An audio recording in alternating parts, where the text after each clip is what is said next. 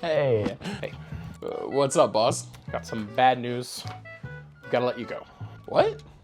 Wait, why? Okay, where do I start? The 45-minute coffee breaks? I drink a lot of coffee. What about the 45-minute bathroom breaks? I drink a lot of coffee. There's your outfit choices. What's wrong with this? And then there's the 2,000 stolen paper clips. I had to reset the smoke detectors. Plus the gaming at work. Yeah. Get your things together. HR will be over in a bit to do the exit interview.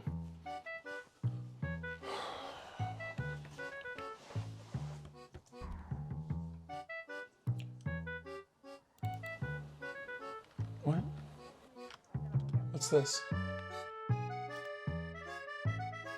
I've noticed a trend with video games in the last 5 to 10 years. I've always understood gaming to be an escape, a way to relax and explore new impossible worlds and be someone you never could be in reality. So why the hell do I keep playing games that are just jobs? What changed? It used to be that the only work in gaming was putting in 40 hours a day, hustling at the Grand Exchange, selling lobsters like a real entrepreneur. But now, fast forward to 2024, and a game where you work the actual job of stocking shelves at a trading card store is one of the top selling games on Steam globally.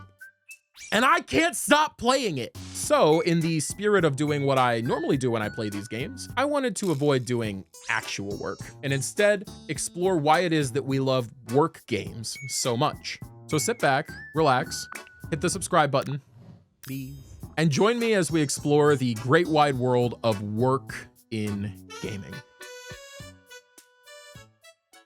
To help us better explore this rather large genre of gaming, I've taken the liberty of coining smaller subgenres and breaking things down that way. We have productivity engines, satisfiers or brain ticklers, simulators, and real fake jobs. Together, these 4 categories make up what I like to call job games, an acronym for joy over productivity. Each subgenre, I feel, represents something about the psychology that goes into why these types of games have become so wildly popular, and why our escapism has led us nearly full circle back to the real world. So let's get started with... We'll start with productivity engines because these are the genre of work games that I've probably lost the most time to. I couldn't tell you how many hours I've sunk into optimizing assembly lines and searching for new resource nodes in games like Satisfactory or Factorio, or just staring off into space, getting lost in my thoughts, listening to a podcast as the assembly lines just pass me by. If you've never played a game like this, let me give you a quick summary. Productivity engines, which is my own term, not an official one or anything, are games where the sole objective is to automate and optimize to make numbers bigger. You typically start with a simple resource, and your goal is to extract it in order to complete an objective. From there, you might learn how to refine that resource, which unlocks more complex features and more complex objectives, which then in turn pushes you to optimize and redesign your old setup so that you can get more complex resources for more complex features and more complex objectives. And that loop pretty much just goes on infinitely as the game gets more and more complex. It's kind of like computer programming, but as a video game. A good example of this in its most basic form is the game Shapes. Your goal in Shapes is to deliver the required shape to a hub in the middle of the play area via assembly lines. You start by extracting circles. From there, you unlock cutting and are asked to create semicircles. Then squares are unlocked, followed by half squares. You learn how to rotate shapes and then combine them, paint them, mix paints, stack shapes, and so on. Each step builds on the previous, and you probably spend more time reworking your old setups with new upgrades than anything else. Well, that or raging at the game when you don't have enough space to build what you actually want to. My other favorite productivity engine, Satisfactory, works similarly, but adds the twist of being a 3D exploration game with a map to explore and aliens to hunt and power to manage and coffee to sip and decorations to decorate with. But under the hood, it's the same idea. Automate to get bigger. So what makes games like this so fun? What draws us to becoming these spreadsheet mega dorks instead of slaying dragons and becoming space marines? These games are basically the equivalent of an industrial engineering desk job, and yet they're insanely popular. Why is that?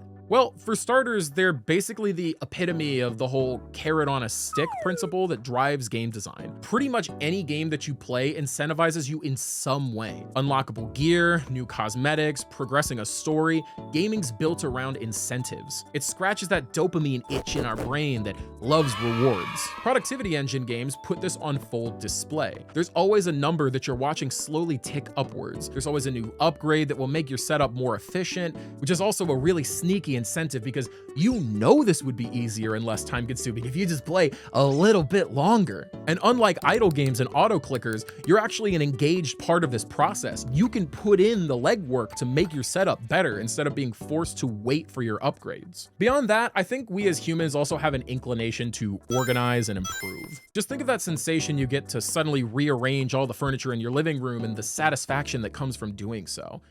That's not just a me thing, right?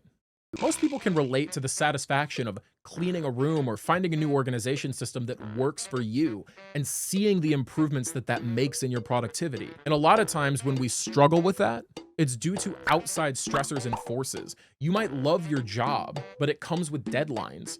These games don't. You can improve at your own rate and experiment with new ideas, and the only negative impact that can happen is maybe things don't progress as fast. Unlike your real job, where if you change things too much and it doesn't work, you might miss a deadline, or worse, you could get fired. Can these games be tedious? Hell yeah. Half the reason that I was able to get through all 1,100 episodes of One Piece in 6 months is because I was watching it on the side while I was doing my busy work in Satisfactory. Productivity engine games let us get the dopamine payoff for optimizing and improving without external stressors. And to me, that's the big draw for a work game like this.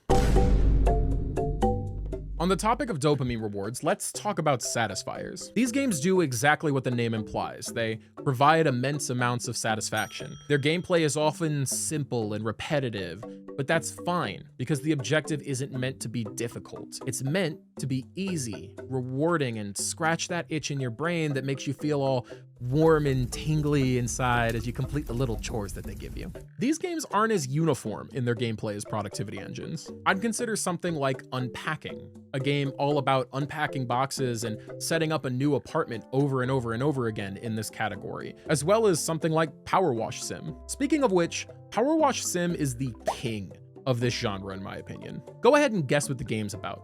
I'll wait. Yep, you power wash some of the most disgusting homes on the planet until they're sparkling clean. Besides some efficiency ratings and suggested techniques that you can completely skip if you want to, there's no pressure, no pun intended, on you to do this at a specific speed or in a certain way. Just boot up the game and chill. These types of games, I think, really highlight the joy and satisfaction that we can find in menial tasks while still being productive. It's the same reason why some people find chores like folding clothes to be almost therapeutic, which I don't understand at all. I think those people are psychopaths. I live out of clothes baskets, baby. Combine that with the benefits of video games like bright lights and cool sound effects, and remove the physical drawbacks of the real world like exhaustion or, say, getting super wet and dirty while power washing. And it's easy to see the draw of these types of games.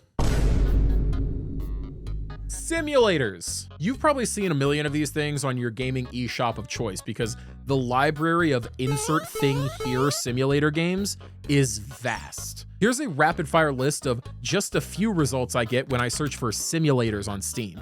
Euro Truck Simulator, America Truck Simulator, Farming Simulator, TCG Card Shop Simulator, Microsoft Flight Simulator, Supermarket Simulator, Storage Hunter Simulator, Gunsmith Simulator, Lawnmower Simulator, Shower with Your Dad Simulator, Construction Simulator, Surgeon Simulator, Recycling Simulator, Gas Station Simulator, Ship Graveyard Simulator 2, Ranch Simulator, Cooking Simulator, and even the VR game Job Simulator. That's just some of the results, and only the ones that include simulator in the title, not other more uniquely named ones like House Flipper, Supermarket Together, Hard Space Shipbreaker, Arcade Paradise, Viscera Cleanup Detail. I could go on. I will admit, some of these are a bit more tongue-in-cheek than others, like Surgeon Simulator, for example. I'd be a bit concerned if real surgery worked like this. Doctor, the patient needs a heart transplant, stat! All right, give me the saw. You don't want to wash your hands? Why would I do that? No gloves? We have a man bleeding out on the table here. You think I have time for gloves? Okay, just now remove this. Now get rid of this pesky sternum. Okay. Oh, these orchids too. Yucky. Ew, we have to put those back. 5-second rule. Now, hard.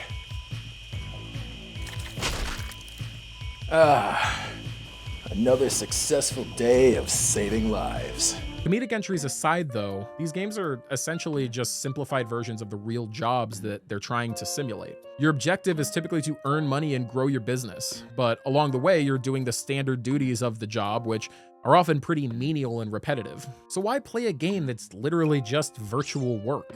Well, similar to Satisfiers, there's a certain comfort to repetition, but beyond that, there's also a certain appeal of being able to do a job that you have no familiarity with and zero risk of actual failure, especially if you get to learn a bit more about the job along the way. With simulators though, there's actually a third highly appealing factor that isn't exclusively psychological: the jank factor. Budget constraints, scope issues, lack of QA, whatever the reason, many simulator games tend to feature some hilarious bugs and unintentional gameplay options that make them fantastic games to have a laugh. It's okay.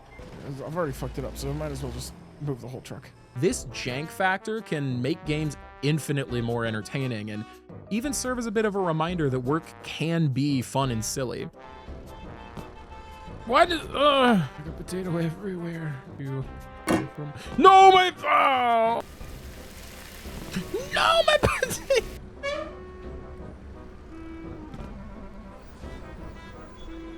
I'm gonna scream. As long as you aren't flipping your actual big rig over on the highway. Road work ahead. I sure hope it does. Ah, shit. You might be asking, SwordBear, what does real fake jobs mean? Can I get paid for these? Can I put these on my resume? No, you don't, and go for it. I can't stop you. Real fake jobs are a unique category of work games because they're basically satire, but still have you doing work in some capacity. They'll mock corporate work culture, invent ridiculous career paths, and ask you to take them seriously, and gamify daily job duties to make them fun and competitive. They're not work games, they're games about work. And honestly, these are some of the most fun games that I'll talk about in this video. There's a few real standouts in this genre. Lethal Company is one of the most recognizable since it went like omega viral in late 2023 and is still pretty relevant today. You and your friends work for the company and travel planet to planet collecting scrap from abandoned warehouses while avoiding horrifying and often hilarious monsters and traps. I can't see the bomb. What's the bomb? Between the company's monolithic headquarters, the oppressive deadlines and quotas, the corporate propaganda covering the walls of your ship and referring to you and your crewmates as assets of the company. Where are all the rest of my emos? Where's the twerk? The game never fails to remind you that you're living in a capitalistic dystopia. Like a silly one. A few other great games I'd throw into this subgenre include Deep Rock Galactic, a game where you're a part of a team of space dwarfs sent by an intergalactic mining company to harvest materials from various planets. Dale and Dawson's Stationary Supplies, an Among Us-style hidden role game set in a white-collar office where a group of secret slackers are trying to ruin the workday for the rest of their coworkers. And Content Warning, a game where you're a social media influencer trying to go viral by perpetually putting your life in danger. Do a flip! Do a backflip! You didn't do shit. Whenever I find myself playing one of these games, I honestly never think about the fact that it's a work game. I'm focused on the fun I'm having with my friends and the hilarious moments that we have while we play. I'm stuck on the toilet. It's not until I sit down to write a long-winded YouTube video about work video games that I really start to notice, hey, we just jumped off a ship yelling for the company for like 3 hours and spent all of our time being basically worker drones. For the company. For the company! For the company! Should we unionize? The why we like these games should be apparent by now, but just in case it's not, we want to laugh. We want to have fun, and when that's at the forefront of an experience, we won't care if it's work. That, and we get to mock work culture when we play these games, which is so cathartic at times. But either way, more jobs should take notes from these types of games because it's okay to have fun at work. Check this out. Yeah! Oh. Oh no! Sometimes. So, what takeaways do I have from this whole thing? Well, for starters, work games make us feel in control and productive. They give us something to chase without that risk of failure that comes from a real job, and they let us take things at our own pace in an environment that's comfortable and accommodating to us. And above all else, they let us have fun while working. They let us control the stress, set the benchmarks, and they don't take things too seriously. And in a world already so full of stress and corporate shenanigans, it's nice to just poke fun at that and feel in control. It's really cool watching this genre of games evolve, and if recent releases are any indication, I think the era of really creative, funny, and innovative work games is just getting started. I know I barely scratched the surface when it comes to work games as well, so let me know in the comments if you have a favorite work game that I didn't mention. And let me know if there's a type of video that you want me to do next. I'm kind of just experimenting with ideas right now and really want to up my output in the new year, so you might see a lot of different formats from me moving forward, but this one was really fun to put together. I also stream over on Twitch and have an awesome community full of really friendly people, so if you ever want to chat more about gaming, consider catching me over there. Otherwise, thank you so much for watching this video. Consider hitting the subscribe and all that good stuff, and yeah, I'll see you in the next one. Bye.